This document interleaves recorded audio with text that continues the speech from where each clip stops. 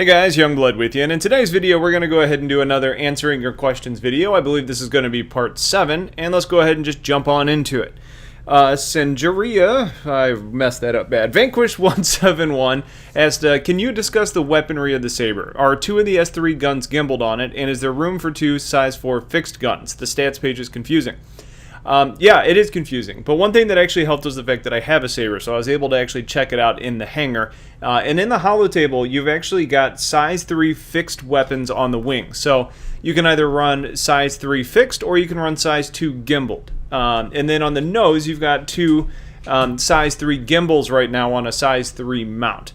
So essentially what that means is you can run 4 size 2 gimbaled weapons if you want, or you can run 4 size 3 fixed weapons if you want, or some mix of the two. But that's the general breakdown on that. Ryguy781 says, when the PU launches, how far from your home system do you think you're going to have to travel, and will you still be able to make it back? And how long do you think your trip is going to take in real time? I don't think we have any way of knowing this at at this point. What we see in Crusader right now is you're flying around one planet in one system. So with that in mind, we kind of get a taste of what inter-system travel is going to be like, or intra-system travel is going to be like. The quantum drive gets you places very quickly. Now keep in mind, you're using the quantum drive to go from one planet to the moon, so you get that kind of estimate. So if you're going to quantum from one side of the system to the other, it may be 10, 12, 15 times longer than it is today. We don't really know, but the one thing that we do know is that Chris has said that gameplay is always going to take priority over realism. So while you may be able to just sit there and go top speed, not in cruise or not in quantum drive, and actually travel all the way across the system, you shouldn't expect to be able to, or you shouldn't have to be expected to do that. So the quantum drive is going to get you places relatively quickly. Now, how far can you go? We don't know, because we don't have the jump drives yet, or the jump points in the game yet.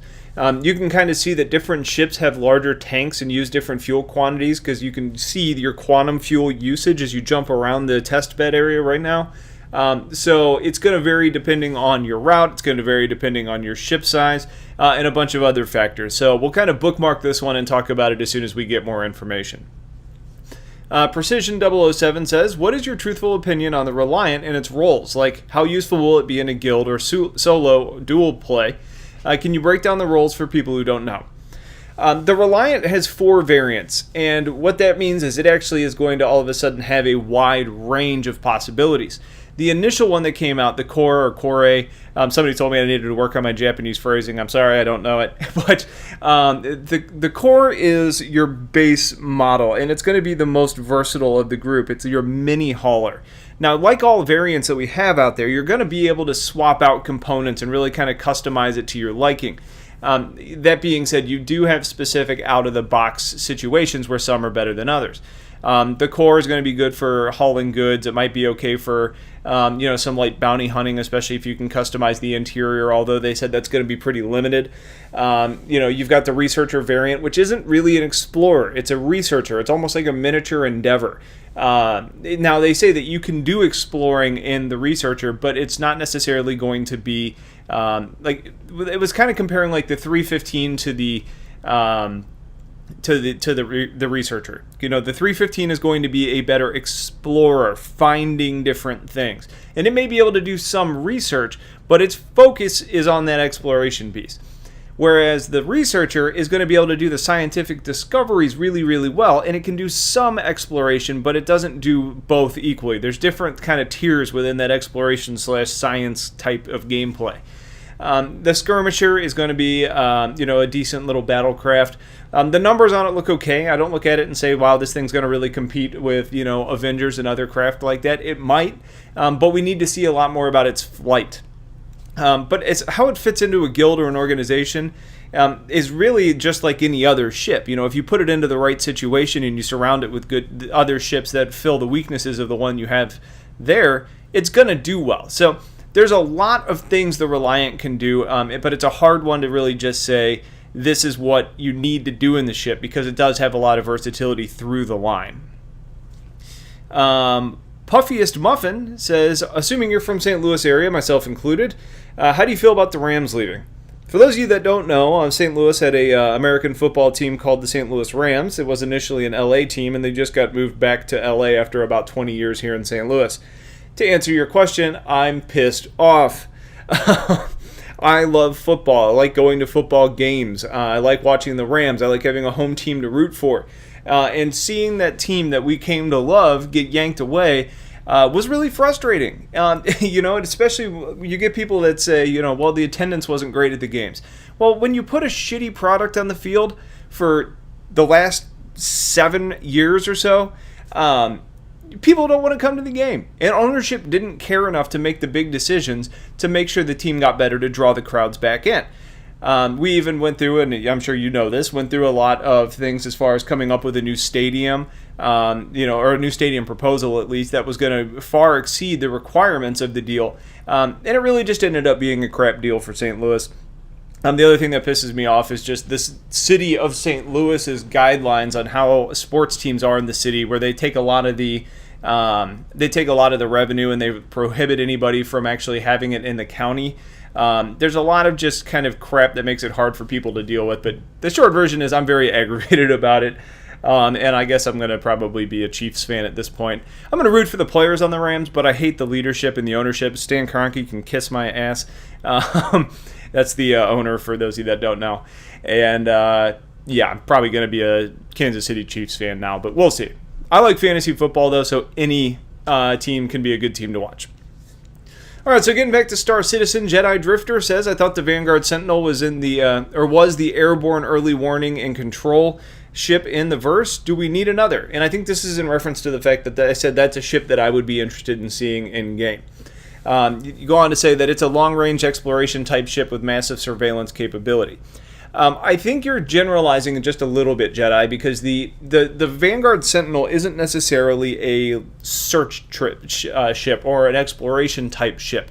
It's really considered to be a trickster, meaning that it's going to be able to mess with other ship systems. It's going to be able to use electronic warfare missiles. It's going to be able to hack, those types of things. So it doesn't necessarily fit that role of battlefield surveillance. It's actually more of a disruption type ship. Caleb Herobrine, Steve, question, would you think that having a crucible opens you up to pirates? A ship lands on the ship and then gets out and steals stuff, because I think it could be very risky. I think you're right. I think it could be, and you probably need to vet things out. I think flying around solo without escort in a crucible and not really checking into the people that are going to be landing on your ship could be a risky proposition. And I think that's another area where we're going to really want to see that reputation system get developed, because having a way to kind of check into the people that you're going to help out in a risky situation is going to be important. So theoretically, yes, but if you're doing your due diligence, you may not have to worry about it. Jacob Ryan says, how do you see the Anvil Carrack as a cargo transport, using its long-range capabilities to take cargo to a system who will pay top dollar with as little stops as possible? Okay, I got you. I think the Carrack's going to be a really good transportation ship. I don't think it has the sheer carrying capability of something like the Hull series, but it's a lot more versatile than something like that too. So the short answer to your question is I think it's going to do very well with that. It's going to be, again, here we go, interesting again to see how effective the long-range jump abilities really comes into play when all of a sudden we're talking about wormholes as opposed to something like in Elite Dangerous where you can just jump ad hoc to whatever system you want to. So I think it's still going to be effective. You might even find some exploration type things along the way. But I think if you're talking about just sheer profit, something like a Hull line would probably do you better, but the Carrack would do really well. Jason Taylor says, should I upgrade lateral my Connie Phoenix to a Carrack? What's your take on that? I'm really getting into the Carrack. I don't have one. I've thought several times about getting one. Actually, I still want one. But the Carrack itself is going to be a really well-rounded ship. Now, with that being said, I mean, the Phoenix is still going to be a really well-rounded ship as well. I think they just kind of serve different purposes. I think the Phoenix is more of that luxury feeling. I can do just a little bit of everything. I've got some sweet-ass point defense turrets to kind of keep me safe type of ship. I think that's more of your personnel mover or your luxury transport type ship. I think the Carrack is more practical in that it's going to be, well, it's more singularly focused on the exploration piece, even though it is versatile. It's kind of a hard choice. If you like the exclusiveness of having something that a lot of other people don't, then it's hard to argue with something like the Phoenix. Though the Carrack, I think, does give you more bang for your buck in the end because it's got less of that novelty factor that you're paying for. Jim Castor says, by the way, which profession are you looking forward to playing as? You know, the main one.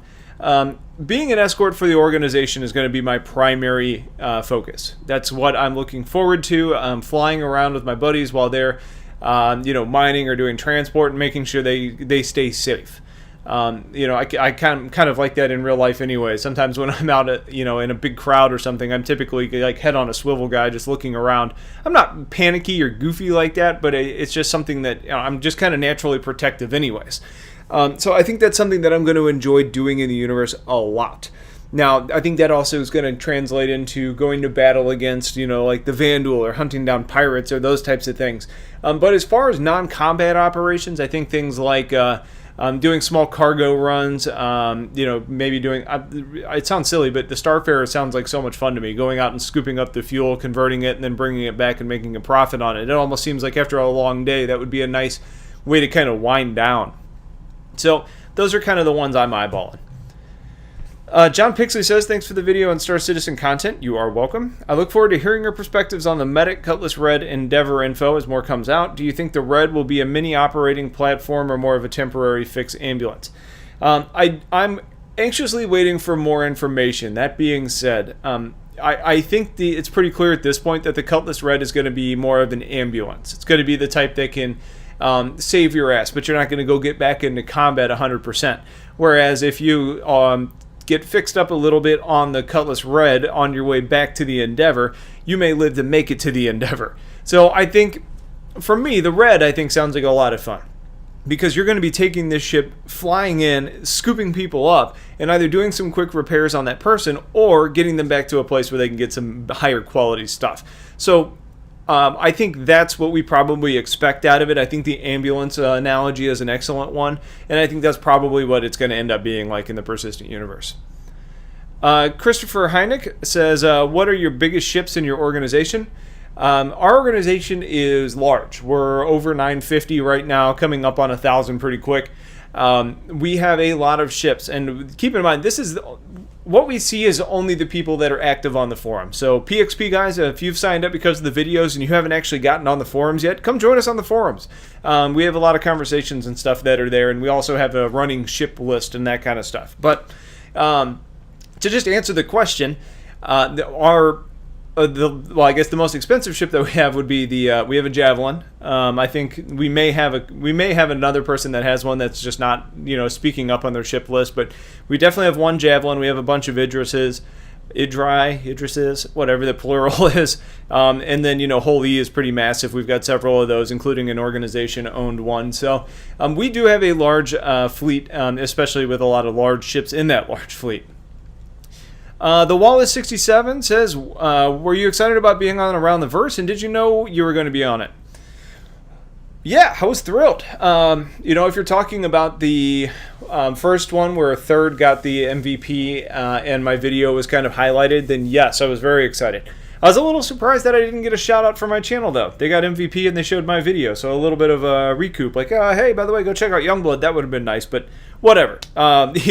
Star Citizen allows me to use their videos to make my videos, so it's hard for me to give them too hard of a time about giving credit for the videos and stuff. A couple weeks later, I ended up getting MVP, which I was thrilled about. I've done a lot of videos. I think I do good videos, so seeing it actually recognized by the developers of the game that were playing and watching, and this channel's really about, was incredibly rewarding. So I really enjoyed that. And the last question for this one is, the Creeper Dude asks, Bounty Hunter, Javelin viability. I think the viability is absolutely there. I think that the Bounty Hunter viability of the Javelin is probably overkill. Bringing in a Javelin to go to town on like somebody in an Avenger, maybe a little bit overkill. If you're talking about being able to stay out in space for a long period of time and collecting a lot of bad guys and then going back at one time while having the powerhouse of the Javelin, I think it's an excellent option. It probably has a brig on board that allows you to store criminals like that. So I think the Javelin would do excellent at bounty hunting, but I think there's much better, cheaper, smaller options that you could probably get by with at the same time. So that's it for now.